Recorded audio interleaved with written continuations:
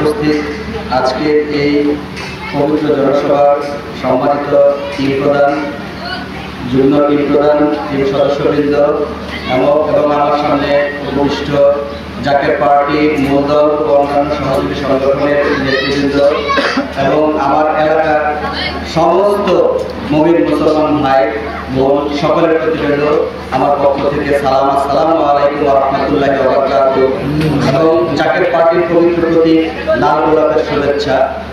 আজকে আমরা এমন একটি বার্তা নিয়ে আপনাদের সামনে এই অনুষ্ঠানটি সাজিয়েছি।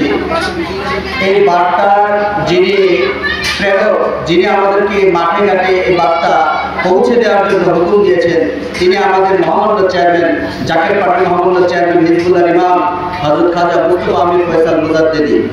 তিনার পবিত্র হুকুম মাথায় নিয়ে আজকে আমরা বাংলার প্রত্যেকটি ইউনিয়নে এবং পৌরসভার প্রত্যেকটি ওয়ার্ডে ওয়ার্ডে এই সত্যের দাওয়াত এবং এই গোলাপ ফুলের দাওয়াত আমরা পৌঁছে দিচ্ছি। আজকে সেই অংশ হিসেবে জাকের পার্টি জানেন, আমাদের এই বাংলাদেশে বর্তমান যে পরিস্থিতি বিরাজ করতেছে, 54 বছর হয়ে গেছে আমরা স্বাধীন হয়েছি, কিন্তু মুক্তির স্বাদ কিন্তু আমরা এখনো পাইনি। সেই মুক্তির স্বাদ যদি পেতে হয় তাহলে একজন পবিত্র মুক্তিদাতা দরকার।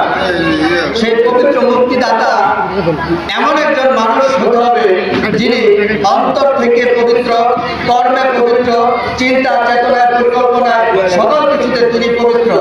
কিন্তু দুর্ভাগ্যবশত আমরা এমন একটা সময়ে, এমন একটা কালে আমাদের জন্ম হয়েছে, তার কোনো কিছুই আমরা বর্তমানে আর পাচ্ছি না।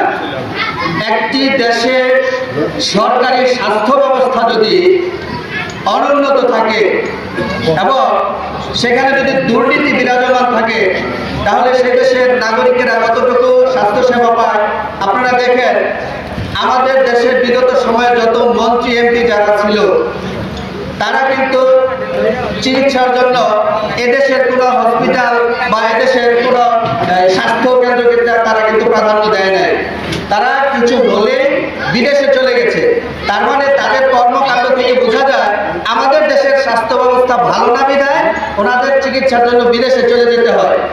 তাদের আর্থিক সামর্থ্য আছে, তারা সেই টাকার যোগান নিয়ে তারপরে সেই কাজটা করতে পারে। কিন্তু আমরা যারা সাধারণ মানুষ, আমাদের কথা কি তারা কখনো ভেবেছে? জাকের পার্টির মহামান্য সিনিয়র ভাইস চেয়ারম্যান বলেছেন, দেশের স্বাস্থ্য খাতে উন্নতি করতে হলে মন্ত্রী এমপিদের বিদেশ যাওয়া বন্ধ করে দেন, রাতারাতি এই দেশের স্বাস্থ্য খাত একেবারে উন্নত হয়ে যাবে। আমরা ছোটবেলা প্রাইমারি স্কুলে পড়েছি, আমাদের সরকারি প্রাথমিক বিদ্যালয় যে যেখানে আছেন, এখানে বেশিরভাগ মানুষই সরকারি প্রাথমিক বিদ্যালয়ে পড়াশোনা করেছেন। আমাদের এলাকার স্থানীয় মেম্বার, চেয়ারম্যান যারা ছিল, তাদের সন্তানও কিন্তু স্থানীয় প্রাথমিক বিদ্যালয়, যেটা সরকারি বিদ্যালয়, সেখানে পড়াশোনা করেছে। তখন কিন্তু মান ভালো ছিল। বর্তমানে এই সমস্ত সরকারি কোনো প্রতিষ্ঠানে সহজে কেউ যেতে চায় না, না সেটা সরকারি কোনো হসপিটাল, না কোনো সরকারি প্রাথমিক বিদ্যালয় হোক। কেন? কারণ সেখানে সঠিক কোনো ব্যবস্থাপনা নাই। এদেশের রাজনীতিবিদেরা এই জিনিসটা ভালো করে টের পেয়েছে। টের পেয়ে তারা কি করেছে? তাদের সন্তানদেরকে কিন্তু এদেশে লেখাপড়া করতে রাখে নাই। তারা এদেশে তাদের সন্তানকে লেখাপড়া করতে রাখে নাই, নিজেদের সন্তানকে তারা বিদেশে বিভিন্ন শিক্ষা প্রতিষ্ঠানে রেখে সেখানে এদেশ থেকে টাকা পাচারের মাধ্যমে টাকার যোগান দিয়ে তাদের সন্তানদেরকে উচ্চ শিক্ষিত করেছে। কিন্তু আমরা যারা অসহায় মানুষ, আমরা কি করছি? আমরা শুধু ভুক্তভোগী হয়ে ভুগেই যাচ্ছি। দিনের পর দিন আমাদের অর্থনৈতিক ব্যবস্থা এতটা নিম্ন পর্যায়ে পড়েছে, যারা বিলাসী এবং ধনী তারা শুধু ধনী হয়ে যাচ্ছে, আর যারা অর্থনৈতিকভাবে দুর্বল তারা শুধু নিম্নগামী হচ্ছে, নিম্ন মধ্যবিত্ত একেবারে মধুর হয়ে যাচ্ছে। সুতরাং এই পরিস্থিতি থেকে আমাদের পরিত্রাণ পেতে হবে। সেই পরিত্রাণের জন্য আমাদের দরকার এমন একজন নেতার নেতৃত্ব, যিনি এই ভঙ্গুর অর্থনীতিকে একটি সুপথে ফিরিয়ে নিয়ে আসবেন এবং এই বাংলাকে সারা পৃথিবীতে একটি রোল মডেল হিসেবে প্রতিষ্ঠিত করবেন। আমাদের এখন যে পরিস্থিতি বিরাজমান, সেই পরিস্থিতিতে এই দেশে যদি কোনো উদ্ভাবক নতুন কোনো জিনিস, নতুন কোনো প্রযুক্তির উদ্ভাবন করে, তাহলে তাকে মূল্যায়ন করা হয় না।